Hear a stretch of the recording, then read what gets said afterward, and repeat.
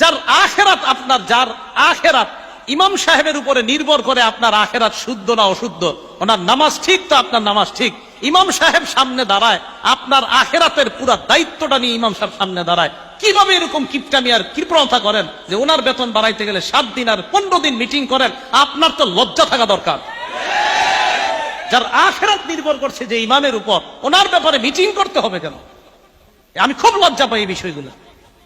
যে ইমাম সাহেবের ওনার কারণে আপনার আখেরাত, উনি সামনে দাঁড়ায়, আপনার আখেরাতের পুরো দায়িত্বটা নিয়ে সামনে দাঁড়ান একজন ইমাম। হ্যাঁ, আপনি জানেন আমি সামনে সাধারণত ভয়ে দাঁড়াইতে চাই না, সামনে যে দাঁড়াই না কেন, পিছনে হাজার হাজার মানুষের দায়িত্ব এটা। কিন্তু আমি মাঝে মাঝে ইমামদেরকে নিয়ে চিন্তা করি, একজন ইমাম কতগুলো মানুষের আখেরাতের দায়িত্ব নিয়ে সামনে দাঁড়ায়। ওনার ক্ষেত্রে মুসল্লিদের মধ্যে আমরা কি পরিমাণ চিন্তা চেতনা আর যে কত টেনশন ইমামরে নিয়ে, নাউজুবিল্লাহি মিন যালিক। আল্লাহ নবী বলেন দুনিয়াতে মানুষ 4 প্রকার। জোরে বলেন দুনিয়াতে মানুষ কয় প্রকার? 1 নাম্বার আব্দিন রাযাকাহুল্লাহু ইলমান ওয়া মালা।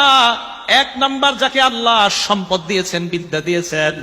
1 নাম্বার যাকে আল্লাহ সম্পদ দিয়েছেন, বিদ্যা দিয়েছেন, ফাহুয়া ইয়াত্তাকি ফীহি রাব্বা। ওই ব্যক্তি আল্লাহকে ভয় করে, কারণ তার কোরআন হাদিসের বিদ্যা আছে। কোরআন হাদিসের বিদ্যা থাকার কারণে আল্লাহকে ভয় করে। ওয়া ইয়াসিলু ফীহি রাহিমা। আল্লাহর জন্য ওই ব্যক্তি আত্মীয়তার সম্পর্ক রক্ষা করে। ওয়া ইয়ালামু আন্না লিল্লাহি ফীহি হাক্কা। টাকা আছে আর কোরআন হাদিসের বিদ্যা থাকার কারণে ওই ব্যক্তি বুঝে আমার এই সম্পদের মাঝে আল্লাহর হক আছে। তাহলে 1 নাম্বার, যাকে আল্লাহ বিদ্যা দিয়েছেন, সম্পদ দিয়েছেন। কোন আলেমকে যদি আল্লাহ বিদ্যা দেয় এবং সম্পদ দেয়, ওই আলেম তার বিদ্যার মাধ্যমে তার সম্পদ কোথায় খরচ করতে হবে এটা তার জানা আছে। আল্লাহ নবী বলেন ফাহুয়া বিআফজালিল মানাজিল। এই ব্যক্তি সবচাইতে শ্রেষ্ঠ মর্যাদাবান ব্যক্তি হয়ে যায়। সম্পদ আছে, টাকা আছে, কিন্তু সঠিকভাবে খরচ করে, এই ব্যক্তি শ্রেষ্ঠ ব্যক্তি। 2 ওয়া আব্দিন রাযাকাহুল্লাহু ইলমান ওয়া লাম ইয়ারযুকহু মালা। 2 নাম্বার, যাকে আল্লাহ বিদ্যা দিয়েছে, সম্পদ দেয় নাই। এমন অনেক আলেম আছে, আলেমদের মধ্যে 90% মাশাআল্লাহ আলেম, খুব ভালো আলেম, এলেম আছে, কিন্তু টাকা নাই। আছে না? মসজিদের ইমাম সাহেবদের এদিকে বেতন কেমন দেন তা তো জানি না আমি। চিন্তা করে এই জায়গায় বেতন যত কম দেওয়া যায়, হ্যাঁ, এই চিন্তা চেতনা। ওলামায়ে কেরামকে মর্যাদা দিছে আল্লাহ, আপনারা দেন না কেন? যে আমি মাঝে মাঝে চিন্তা করি, ওলামায়ে কেরামকে মর্যাদা দিছে কে? আরো জোরে কোন কিল্লা দিছে। এই জায়গায় আমরা যারা আছি ইনশাআল্লাহ আমরা ইমানদার না? আর ইমানদার কিনা?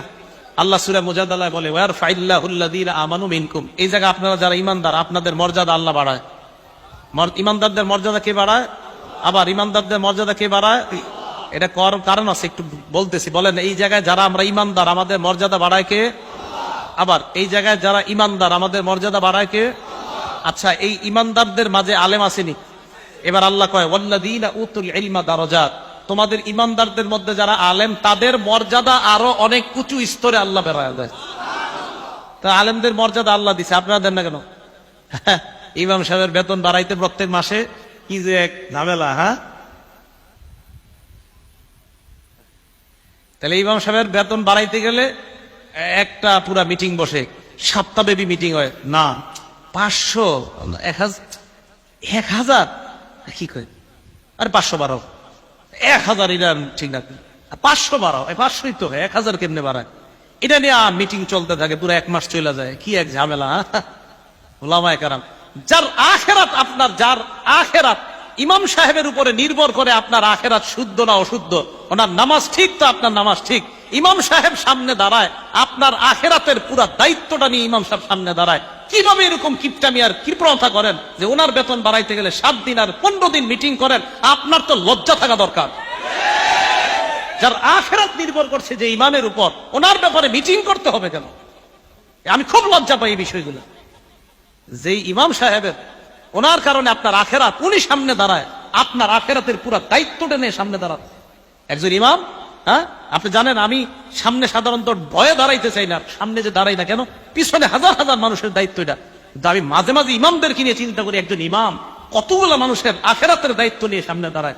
ওনার ক্ষেত্রে মুসল্লিদের মধ্যে আমরা কি পরিমাণ চিন্তা চেতনা আর যে কত টেনশন ইমামরে নিয়ে, নাউজুবিল্লাহি মিন যালিক। বলেন, ইমামদেরকে সম্মান করবো তো ইনশাআল্লাহ? সম্মান করেন। সম্মান কেন সম্মান করবেন জানেন? ইমাম যেই জায়গায় দাঁড়ায়, ওই জায়গায় দাঁড়ায় নবীজি ইমামতি করেন। হ্যাঁ, বলেন, ইমাম যেই জায়গায় দাঁড়ায় সেখানে দাঁড়ায় ইমামতি কে করতেন? আবার বলেন, যেই জায়গায় ইমাম সাহেব দাঁড়ায় ওখানে দাঁড়ায় ইমামতি কে করতেন? ঠিক আছে, সম্মান আরো কমানো না।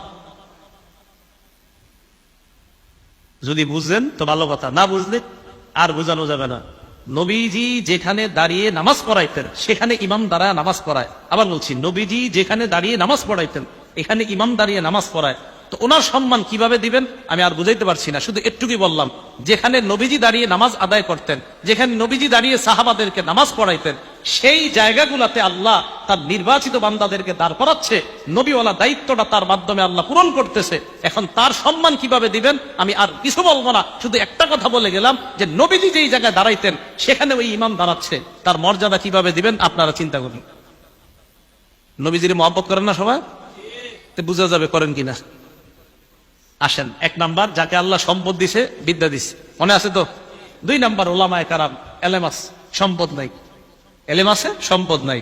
তো উনি চিন্তা করে, আল্লাহ আমার যদি সম্পদ থাকতো লামিন তো মিসলা আমালি ফুলান, আমিও তার মতো দান করতাম। আমার সম্পদ নাই তাই আমি দান করি না, যদি থাকতো আমি তার মতো দান করতাম। আল্লাহ নবী বলেন ফাজরুহুমা সাওয়া, প্রথম ব্যক্তি যেমন দুনিয়ার শ্রেষ্ঠ বান্দা, দ্বিতীয় ব্যক্তিও আল্লাহর কাছে ওই প্রথম ব্যক্তির মতো শ্রেষ্ঠ হয়ে যায়। দ্বিতীয় জনের টাকা পয়সা দান না করে প্রথম জনের মতোই নিয়ত। এবার 3 নাম্বার কে জানি? যাকে আল্লাহ সম্পদ দিছে, বিদ্যা দেয় নাই। যাকে আল্লাহ সম্পদ দিয়েছে, বিদ্যা দেয় নাই, এই ব্যক্তি এবার সম্পদ কি করে? তার সম্পদ যেমনি ইচ্ছে এমনি খরচ করে। ভারত পাকিস্তানের খেলার সময় 1 কোটি টাকা বাজি নেয়, জুয়া খেলে, তাস খেলে, ইত্যাদি খেলার মধ্যে তার টাকা নষ্ট করে। আলেমদের কাছে মাসালা জিজ্ঞাসা করে না, টাকা যেমনি মন চাই এইভাবে খরচ করে। আল্লাহ নবী বলেন এই লোকটা সবচেয়ে নিকৃষ্ট, বলেন নাউজুবিল্লাহ। 4 নাম্বার যাকে আল্লাহ সম্পদ দেয় নাই, বিদ্যা দেয় নাই, পুরা কপাল। সম্পদ নাই, বিদ্যাও নাই, এই ব্যক্তি নিয়োগ করে আমার যদি টাকা থাকতো লামিল তুমিস্তা আমালি ফুলান, ওই ব্যক্তির মতো আমিও 42 ইঞ্চি একটা টিভি কিনতাম। নিয়োগ করে, টাকা নাই কিন্তু নিয়োগ করে, আরে আজকে আমার থাকলে বুঝাই দিতাম, আপনি এই শোরুম থেকে টিভিটা নিতেছেন, আমার থাকলে আমিও বুঝাইতাম। এইরকম নিয়ত। নবীজি বলেন ফাবিজরুহুমা সাওয়া, শেষ 2 জনের মাকাম এক, শেষ 2 জনের মাকাম এক। শেষ 2 জন নিকৃষ্ট বান্দা, প্রথম 2 জন উৎকৃষ্ট বান্দা, শেষ 2 জন নিকৃষ্ট বান্দা। সবার মনে থাকবে তো এটা? তাহলে এটা নবী সব সাহাবাদেরকে মুখস্থ করাইছে হাদিসটা। 1 নাম্বার যাকে বিদ্যা, এলেম, বিদ্যা আর সম্পদ দিছে। 2 নাম্বার যাকে আল্লাহ এলেম দিছে, সম্পদ দেয় নাই। 3 নাম্বার যাকে আল্লাহ সম্পদ দিছে, এলেম দেয় নাই। 4 নাম্বার যাকে এলেমও দেয় নাই, সম্পদও দেয় নাই। প্রথম 2 জন শ্রেষ্ঠ, শেষের 2 জন নিকৃষ্ট। আল্লাহ শেষ 2 জন থেকে হেফাজত করেন, প্রথম 2 জনের অন্তর্ভুক্ত হওয়ার তৌফিক দান। মনে থাকবে তো ইনশাআল্লাহ?